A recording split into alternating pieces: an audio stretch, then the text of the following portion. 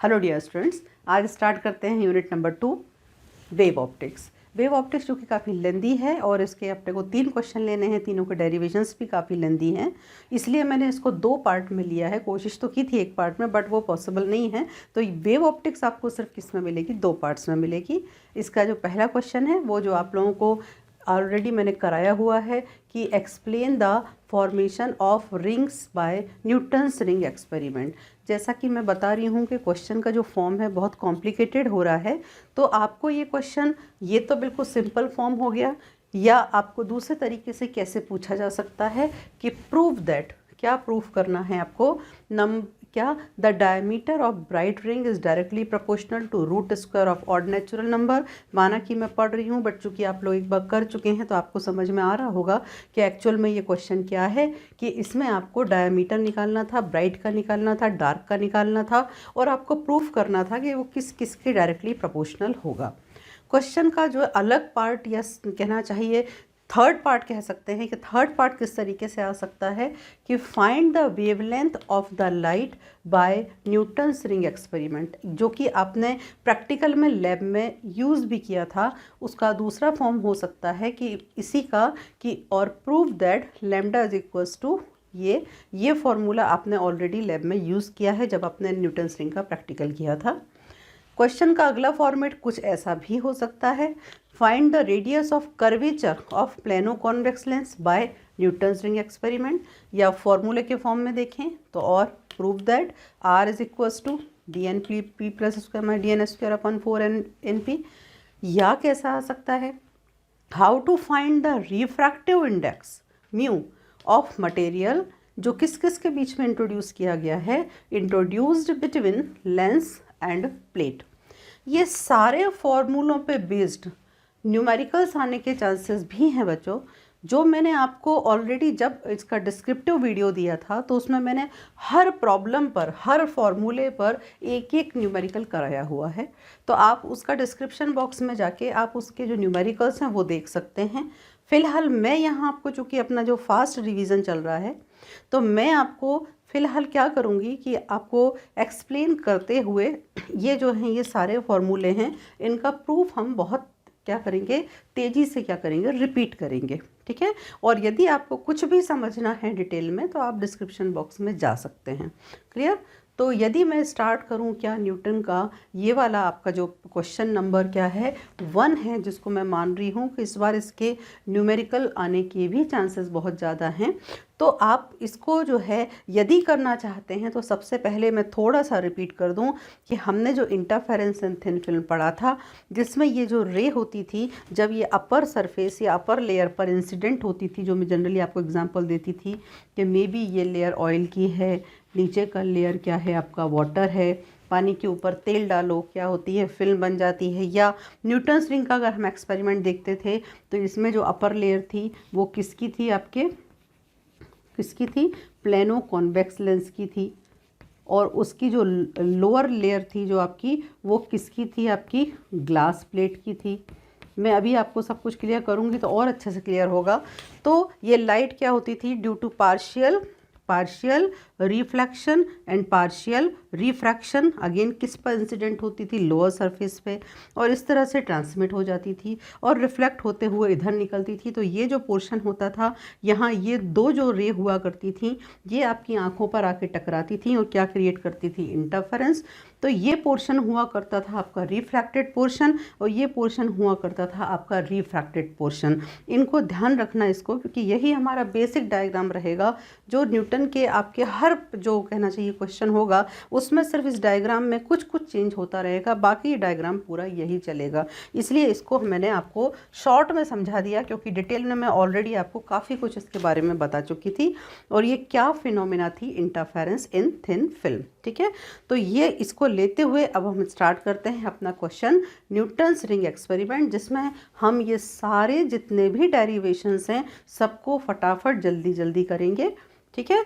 तो स्टार्ट करते हैं Newton's ring experiment. So now before starting the derivation बच्चों, मैं सबसे पहले वही जो आपका इंटरफेरेंस इन थिन फिल्म था, जिसमें आपका अपर लेयर था, लोअर लेयर था, पानी के ऊपर तेल का एग्जांपल, या आपने अगर इस लेंस में देखें तो आपका अपर लेयर जो है वो किसकी है, प्लेनो कॉन्वेक्स लेंस की है, और अगर लोअर देखें ये तो ये क्या है, आपका ग्लास प्लेट है। और इसके लिए जब हम देखते थे तो ये यहाँ से लाइट रिफ्लेक्ट होती थी, और हमारी आँख जो जनरली ये हम जो आपका न्यूटन्स रिंग का एक्सपेरिमेंट भी जो हम करते थे उसमें हमारी आँख माइक्रोस्कोप के कारण कहाँ होती थी, ऊपर, यानी हमारी आँख किस पोर्शन में है, हमारी आँख है रिफ्रैक्टेड पोर्शन में। और इसके लिए जब हम condition for maxima and minima पढ़ते थे तो इसमें कंडीशन फॉर ब्राइट फ्रिंज जो आती थी अकॉर्डिंग टू स्टोक्स लॉ वो ये आती थी, और डार्क रिंग के लिए जो आती थी वो ये आती थी। ये सब कुछ मैंने आपको बहुत अच्छे से क्लियर किया है अपने डिटेल्ड वीडियो में, लेकिन यहाँ मैं आपको सिर्फ रिकॉल इसलिए करा रही हूँ कि आपको ध्यान रहे, क्योंकि यही एक प्रिंसिपल है जो इसके ऊपर अप्लाई होने वाला है। तो इस डेरिवेशन में भी हमको यही सब कुछ निकालना है, ठीक है ना।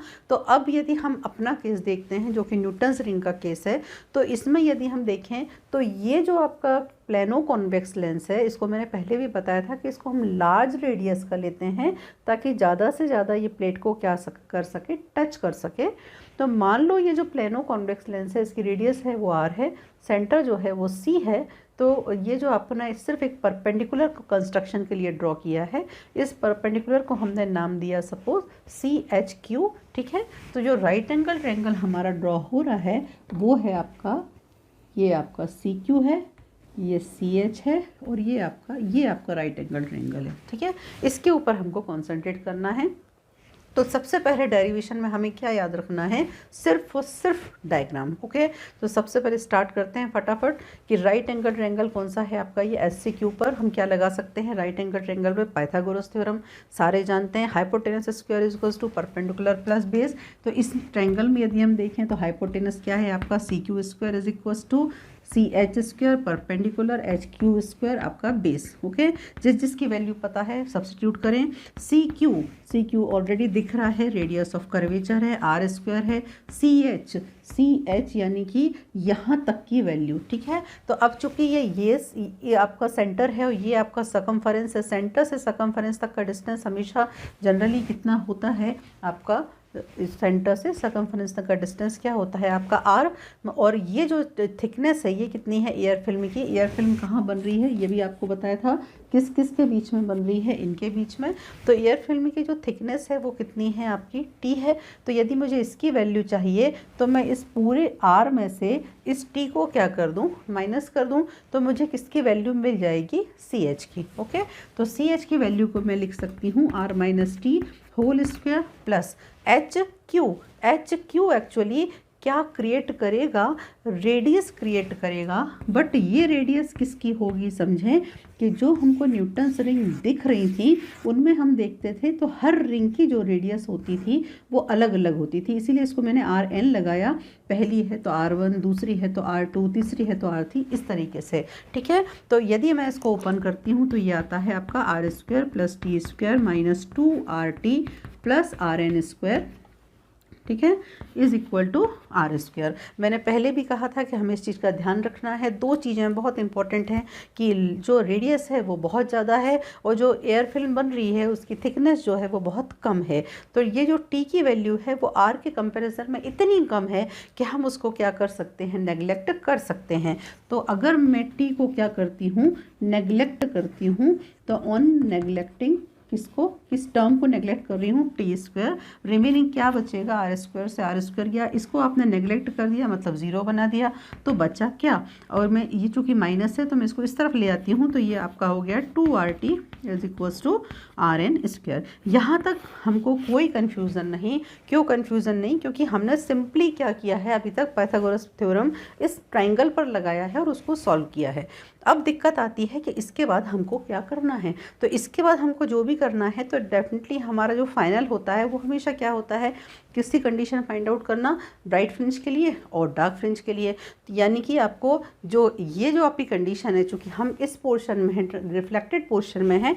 तो यहाँ ब्राइट फ्रिंज की और डार्क फ्रिंज की जो कंडीशंस थी, ये कंडीशन हमको यहाँ अप्लाई करना होंगी। तो जो ब्राइट फ्रिंज की कंडीशन होती थी वो कितनी होती थी, 2t is equals to this one. तो हमको यहाँ क्लियरली दिख रहा है कि हमको किसकी वैल्यू चाहिए, तो हम यहाँ से किसको सेपरेट कर लेते हैं, 2t को। तो 2t इज इक्वल्स टू हो जाएगा आपका RN² upon capital R।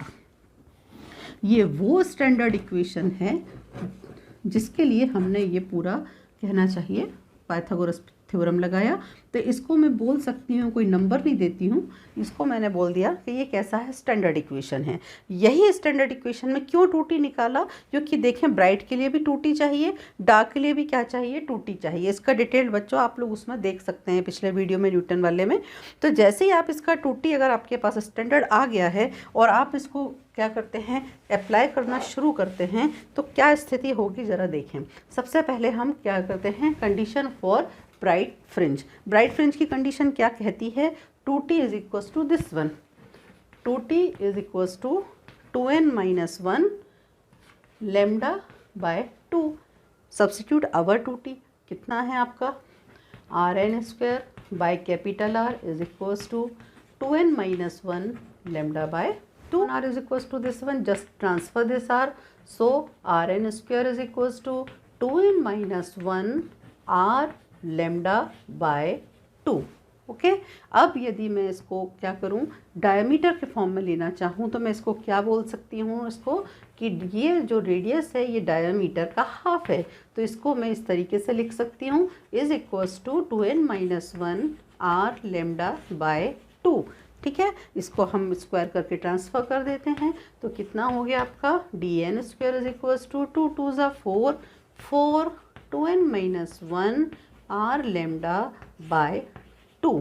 Cancel करते हैं, 2 1 ज़ा 2 2 ज़ा, क्या बचता है आपका 2n-1 R लैम्डा। ये किसकी वैल्यू आती है, dn² की, तो ऑब्वियसली dn की वैल्यू क्या होगी, इसका रूट होगी। ठीक है, यदि मैं इसको देखूं तो इसमें से r कांस्टेंट है, मतलब ये रेडियस ऑफ कर्वेचर, चूँकि लेंस आपका स्थिर है तो फिलहाल r कांस्टेंट है। आपने येलो कलर का लैंप जलाया हुआ है, उसकी आपकी जो येलो कलर की लाइट है, इसलिए लैम्डा भी कांस्टेंट है।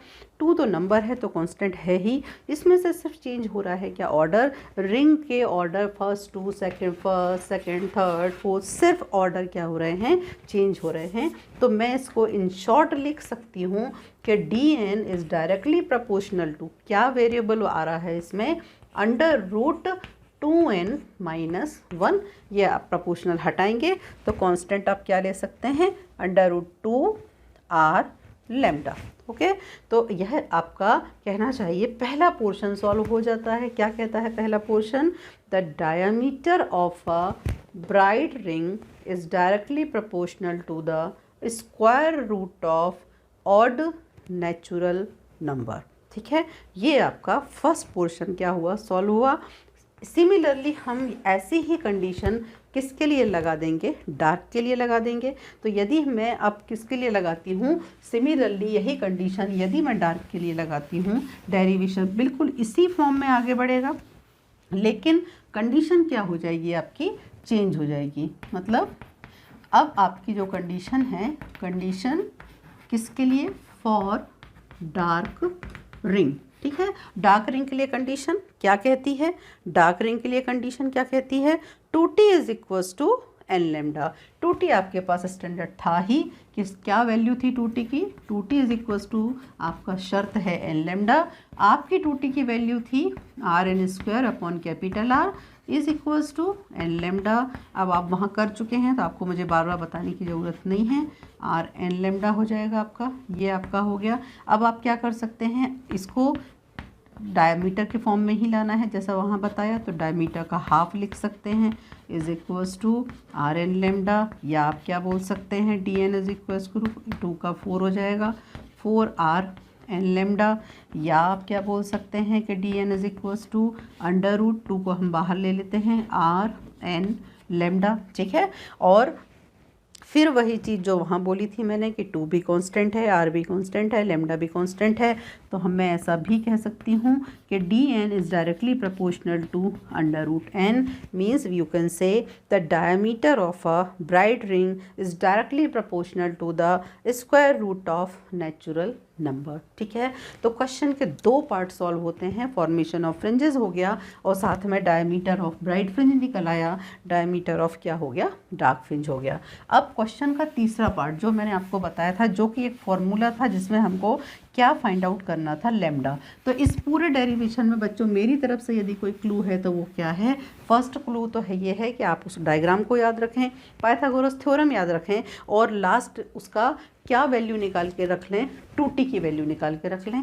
बाद में तो कंडीशन ऑफ ब्राइट फ्रिंज लगानी है और क्या लगानी है, डार्क फ्रिंज लगानी है। rn पे आके भूलते हैं तो तुरंत rn को किस में कन्वर्ट कर लें, d में कन्वर्ट कर लें। ठीक है, अब आता है आपका क्या कि जो आपको फॉर्मूला प्रूफ करना था, तो आपकी डार्क की कंडीशन अभी आपने निकाली थी, कंडीशन फॉर डार्क रिंग। क्या निकाली थी आपने, कंडीशन फॉर डार्क रिंग, जो आपने 2t = n लैम्डा रख के अभी निकाली है, वो क्या थी आपकी कि जो आपका डायमीटर आया था डार्क रिंग के लिए उसकी वैल्यू कितनी आई थी आपकी, 4n लैम्डा r। ठीक है ना, और इसका क्या आया था आपका, √। ठीक है, यदि मैं इसको स्क्वायर के फॉर्म में ऐसा कुछ को मुझे सॉल्व करने में प्रॉब्लम होगी तो डेफिनेटली हम क्या कर दें, मैथ्स में भी हम सबसे पहला एक्शन यही लेते हैं, स्क्वायर ये रूट को हटाना, तो ये कितना हो जाएगा, 4n लैम्डा r। ठीक है, अब यदि मैं इस तरह से कोई बात करूं, कोई एक्सपेरिमेंट कर रही हूं और यहाँ पर n है, मतलब सपोज ये आपका सेंटर है, ये आपका पहले नंबर की रिंग है, n = 1। ठीक है, यहाँ पर मैंने क्या लाया, क्रॉस वायर लेके आई। ठीक है, उसके बाद मैंने क्या किया, मैं एक रिंग के बाद में, या सपोज चलिए इसी पे आ गई, इस पर आ गई, तो यहाँ अब इसकी क्या स्थिति हो गई, n = 2 हो गया। सपोज मैं इस पर लेके आई तो यहाँ क्या हो गया, n = कितना हो गया आपका, 3 हो गया। ये आप क्रॉस वायर ला रहे हैं। तो अगर मैं बात करूं कि मैं ये तो मेरा n = 1 था और मैं मान लो अब किस पे ले आई, 3 पे ले आई, तो इसको मैं क्या बोल सकती हूँ, dn + p², जहाँ पर अगर मेरा n 1 था और अब जो है कितना हो चुका है, मैं क्या बनाना चाह रही हूँ, 1 से मैं किस पे आ गई हूँ, 3 पे आ गई हूँ, तो मेरे p की वैल्यू क्या हो जाएगी, 1 + 2, यानी 2 आगे मैं चल गई हूँ तो 2 + 1 कितना हो जाएगा, मैं किस पे आ गई हूँ, 3 पे आ गई हूँ। तो ये p की वैल्यू कायदे से मेरे लिए कितनी हो गई, 2। और यहाँ मैं अगर इस फॉर्मूले में सब्स्टिट्यूट करूँ तो ये वैल्यू कितनी हो गई, 4। n की जगह मुझे क्या रखना होगा, n + p लैम्डा r। ठीक है, और यदि मैं कुछ ऐसा करती हूँ तो इसको सॉल्व हम किस तरीके से कर सकते हैं, आपको इसमें p की वैल्यू समझ में आ गई होगी। यहाँ हमारी p की वैल्यू जो भी है, यदि मैं इसको डिफरेंस निकालना चाहूँ, थर्ड से मैं कहाँ फर्स्ट का डिफरेंस निकालना चाहूँ, तो उसको मैं लिखूँगी dn + p² - dn²। कितना लिखूँगी मैं, 4n + p lambda r - 4n lambda r।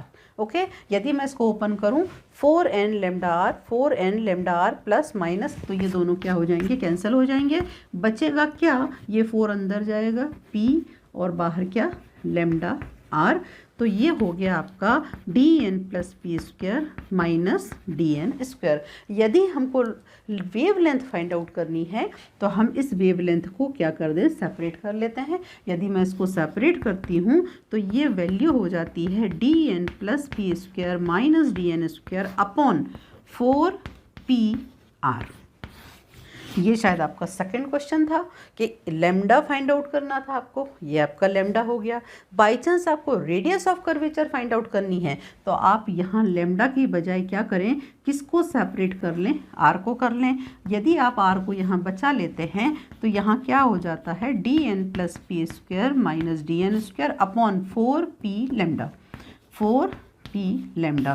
तो ये किसके लिए आप फॉर्मूला निकाल देते हैं, किसके लिए निकाल लेते हैं, आर के लिए। तो क्वेश्चन के मैं कई सारे पार्ट्स कर चुकी हूँ, फॉर्मेशन ऑफ फ्रिंजेस कर चुकी हूँ, डायमीटर डार्क फ्रिंज का, डायमीटर आपका ब्राइट फ्रिंज का, फिर आपने एक जो डेरिवेशन था किसके लिए निकालना था, लेमडा फाइंड आउट करने के लिए, एक डेरिवेशन था क्या फाइंड आउट करना था, आर फाइंड आउट करना था, और एक फाइनल जो डेरिवेशन है इसका जिसमें हमको क्या फाइंड आउट करना है, रिफ्रैक्टिव इंडेक्स फाइंड आउट करना है। और रिफ्रैक्टिव इंडेक्स को समझना बात को कि जो आपका ये लेंस है, ये आपका जो लेंस है, ये मैंने समझाया है आपको डिस्क्रिप्टिव वीडियो में बहुत अच्छे से। ये जो लेंस है और ये जो प्लेट है, इसके बीच में यदि मैं जैसे कह रही हूँ कि यहाँ कुछ नहीं है तो क्या है, एयर है। यदि मैं बीच में कोई भी सब्सटेंस क्या करूं, इंट्रोड्यूस कर दूं, मान लो मैं यहाँ पर बीच में ग्लिसरीन डाल देती हूँ, बट मुझे ग्लिसरीन का म्यू नहीं पता है, मुझे उसका रिफ्रैक्टिव इंडेक्स नहीं पता है, तो मुझे यदि वो फाइंड आउट करना है तो फिर मैं कैसे निकाल सकती हूँ, इसमें से कौन सा फॉर्मूला यूज़ करूँ। तो उसके लिए एक और फॉर्मूला होता है, वो फॉर्मूला भी स्टार्ट यहीं से होता है, किससे होता है, आपकी कंडीशन फॉर, जो आपने अभी ली थी, क्या, डार्क, कंफ्यूज ना हो, ये पुराना लिखा हुआ है, कंडीशन फॉर डार्क रिंग क्या होती थी आपकी, dn square is equals to 4n lambda R, जो आपने यहाँ लिखा हुआ है, ठीक है।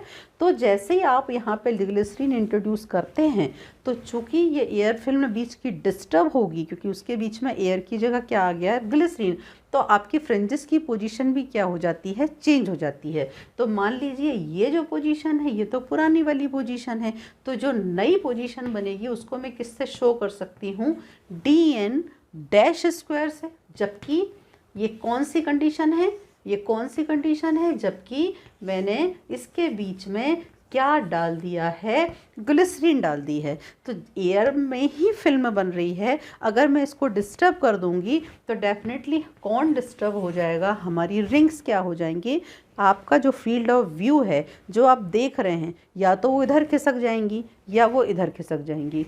तो जैसे मैं पानी का एग्जांपल दी थी कि पानी पे आपके तेल पड़ा हुआ है, अब यदि आपने पानी थोड़ा सा अगर आगे हिला दिया तो आपकी जो ऊपर की फिल्म होती है वो भी क्या हो जाएगी, जो आप कलर्स दिख रहे थे तेल के, वो तेल के ऊपर वो कलर्स भी क्या हो जाएंगे, थोड़े से डिस्टर्ब हो जाएंगे, ठीक है। तो ये वो डिस्टर्ब्ड कंडीशन है। तो जब ये रिंग का डिस्टर्ब हो गई, मेरा क्रॉस वायर जो अभी किस पे सेट था, मान लो मेरा क्रॉस वायर, सपोज यहाँ ये आपका सेंटर है, मेरा क्रॉस वायर मान लो ये n इज 1 है, ये n इज 2 है, मेरा क्रॉस वायर जो 2 पे था वो क्रॉस वायर चेंज हुआ और ये क्रॉस वायर किस पे आ गया, ये खिसक के किस पे आ गया, 3 पे आ गया, रिंग क्या हो गई, अपने आप खिसक गई। तो उस स्थिति को हम बोल देंगे dn डैश स्क्वायर, और वो कितनी हो जाएगी आपकी 4n लेमडा आर। फॉर्मूला तो वही रहेगा लेकिन नोटेशन क्या हो जाएगा, आपका चेंज हो जाएगा। लेकिन जब कोई म्यू इंट्रोड्यूस होता है तो डेफिनेटली उसके लिए अपॉन क्या आ जाता है, म्यू। ये फॉर्मूला का डेरिवेशन। अब आपका क्या होगा, अगर ये है तो जैसा मैंने आपको वहाँ समझाया कि अगर दूसरी किसी पे जाना है जिसको आप किससे शो करते हो, n प्लस पी से, तो dn प्लस पी स्क्वायर आपका कितना होता था, 4n plus P lambda are. वो भी क्या हो गया, वो भी डिस्टर्ब हो गया। तो अगर वो डिस्टर्ब हो गया तो उसको मैंने कहा dash n plus P square is equals to, मतलब p मतलब आप थर्ड पे रिंग थे यहाँ जो समझाया था, तो वो थर्ड रिंग भी क्या हो जाएगी, डिस्टर्ब हो गई। हम अभी जो 1 पे थे हम ऑलरेडी थर्ड पे पहुँच गए, तो थर्ड वाली हो सकता है 6 पे पहुँच गई हो। तो ये कितना हो जाएगा, 4n plus P lambda R by mu. सिर्फ म्यू क्यों आ रहा है, क्योंकि यहाँ पर कोई एक नई चीज़ इंट्रोड्यूस हो गई है, किस किस के बीच में, लेंस के और प्लेट के, ठीक है। फिर हम क्या निकालते थे, इनका डिफरेंस निकालते थे।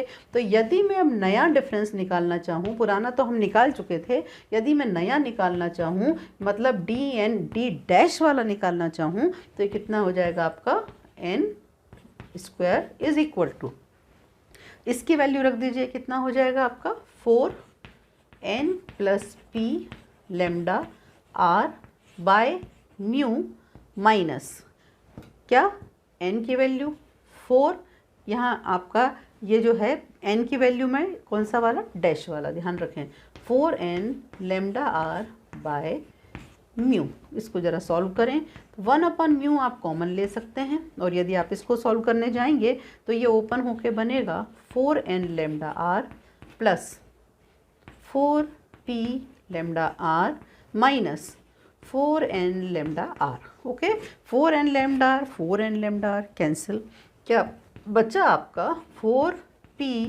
lambda r बाय म्यू, और ये किसके बराबर है, d dash n plus P square minus d n dash square. Okay, ये इसके बराबर है।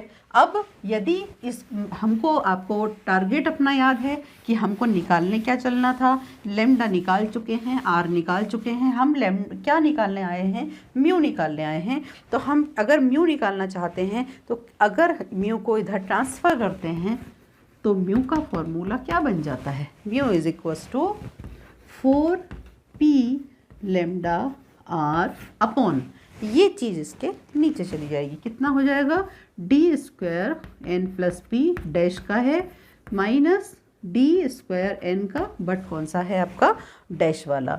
अब 4p लेमडा आर क्या होता था, अभी हमने निकाला था, क्या होता था, अभी मैंने लिखा था यहाँ पर कि 4p लेमडा आर जो है आप किसकी वैल्यू निकाल रहे थे, याद करें, d n plus P square minus d N square, ठीक है, upon 4p r is equals to, आप लेमडा लिख रहे थे, अब भी आपने निकाला है। तो यदि मैं इसी फॉर्मूले को देखूं तो इसकी वैल्यू क्या हो जाती है, इसकी वैल्यू हो जाती है कि ये इधर आ जाएगा, d n plus P square minus d N square is equals to lambda 4p r, यही तो इसको चाहिए, 4p lambda are, 4p lambda are. तो ये वैल्यू एक्चुअल में किसके बराबर है, d square n plus p के, इसको सब्सटीट्यूट कर दीजिए तो d n plus P square minus d N square upon कितना हो जाएगा, जो बचा हुआ है ये वैल्यू, इसकी वैल्यू आपने ये रख दी, क्या बचा था, d square n plus P